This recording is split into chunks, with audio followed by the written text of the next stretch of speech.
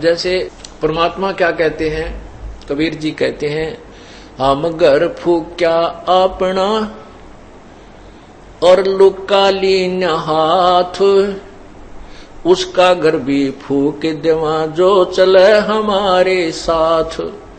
परमात्मा कहते हमने तो अपना घर जला दिया और एक बढ़ता हुआ मसाल हाथ में ले रखा, मिराड मसाल, और उसका भी घर फूक दें जो हमारे साथ चलेगा, उसका भी घर का नाश कर देते हैं।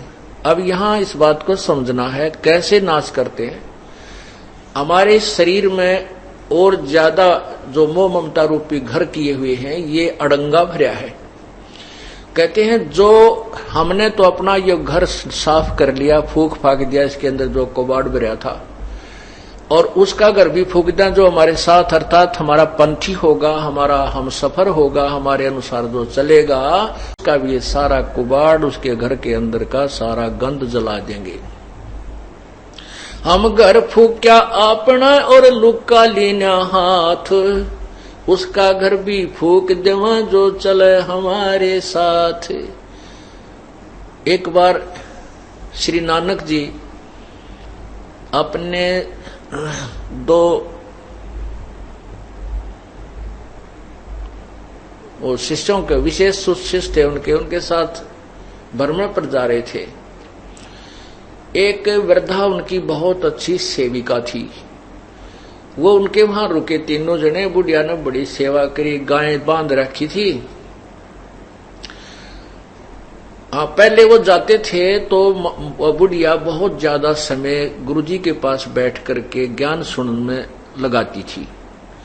दूसरी बार जब वो दूसरी तीसरी बार गए तो वह बुढ़िया ने गाय ले ली मोल, गाय लेकर के उसको परवरिश में लगी रहती थी। गुरुजी गए तो उनको अच्छा दूध गाय का, फिर दही मक्खन, खूब सेवा की। और गुरुजी के पास थोड़ी बैठे, गाय के संभाल घनी करे और बैठे जब गाय की चर्चा कर दे। गुरुजी गाय बहुत अच्छी है, इतना दूध देती है, ये तो 2 महीने पहले भी, 1 महीना पहले दूध देना बंद करती है, फिर तुरंत ब्याह जाती है। अब फिर क्या कहती है परमात्मा, जब गुरुजी चलने लगे, सुबह न बोले भगवान करे बुढ़िया तेरी गांव मरियो। ओ ले भाई, ये गांव मरियो, ये आशीर्वाद दे दिया कि परमात्मा रब करे तेरी गांव मरियो। अब बुढ़िया भी गुरुजी के मुंह का न देखे, भाई यू के कया, गुरुजी ने अच्छी सेवा करी, दूध पियाया, घी खवाया, गाय कर, ये मरियो।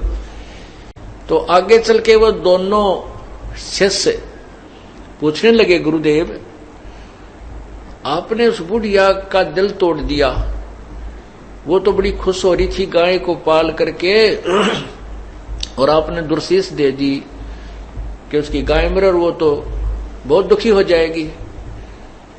तो गुरुजी बोले भाई फिर बताऊंगा इस प्रश्न का उत्तर, अभी मैं कुछ नहीं दे सकता। अब वह तीसरे दिन गांव मरगी, बीमार होकर गाय मरगी। बुढ़िया 2-4 दिन तक दुख पाई, फिर वह फुर्सत होगी तो पहले तो वो नित्यनेम सुबह का जो गुटका भी ना कर पावा थी, उस गाय मुड़जी पुड़ज रह जाती, दिन मरण के रह रहे थोड़े, कति बुढ़ा पावर या कोडी कोडी चालर गां के चिपटी रही थी, भजन ना करे थी। तो फिर वह बुढ़िया ने वो भजन का समय खूब मिल गया, अपना अच्छा भजन करे, सुबह शाम दोपहर दिन में भी उलगी सी होगी। फिर गुरुजी आए 2-1 महीना के बाद। अब उन चेलों को ये हो रही बुढ़िया जाते बोगरा मारेगी महाराज, तू खड़ा आगे मेरी गांव मरगी, आशीर्वाद दुर्शाशीष दे के गए थे। तो जाते ही बुढ़िया ने बड़ी सेवा करी, खाट बिछाई, बैठाए गुरुदेव को। तब परमात्मा गुरुजी ने पूछा कि बुढ़िया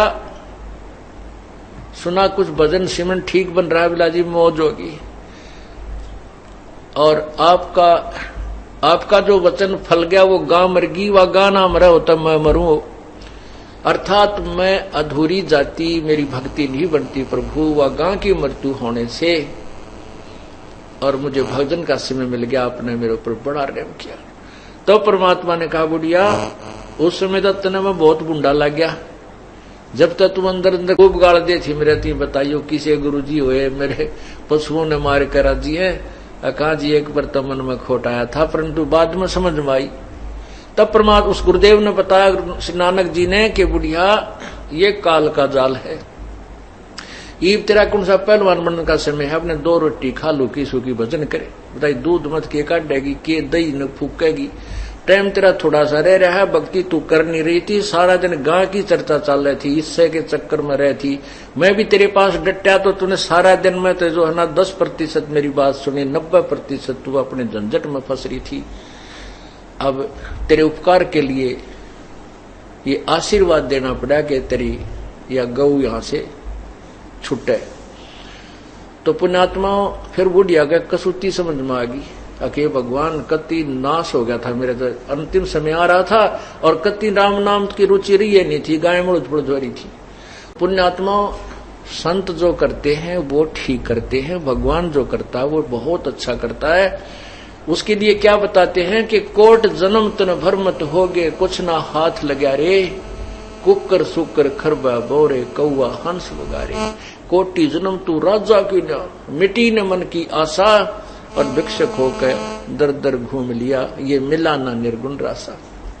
इंद्र कुबेर इसकी पदवी ब्रह्मा वरुण धर्मराया, और विष्णुनाथ के लोक को जाके फिर भी उल्टा आया।